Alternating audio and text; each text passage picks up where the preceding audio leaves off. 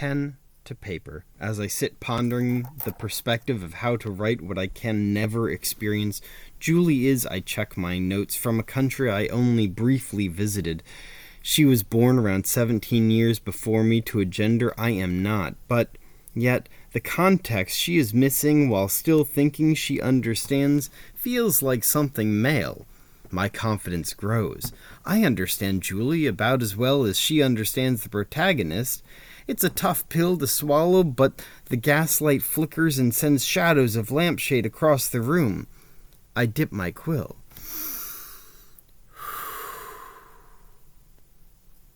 I'm sitting with her, the kid, again tonight.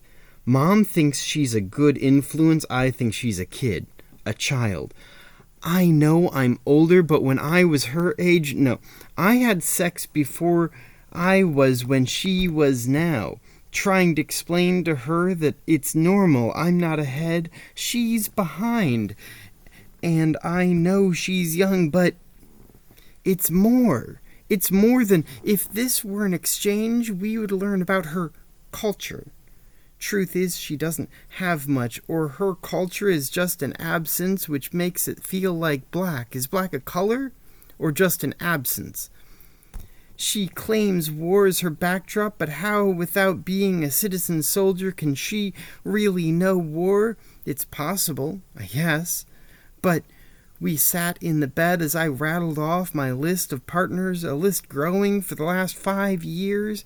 She shocked, silent, sex not even sure she understands how or why. I mentioned condoms.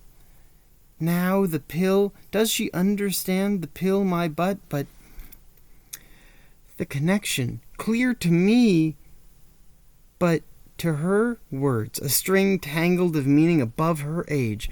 She's like a child. Of course my mom likes her. She works hard like a big girl. Am I just a babysitter? Perhaps she needs a push over the learning curve. Perhaps she needs to see what can't be unseen. A party.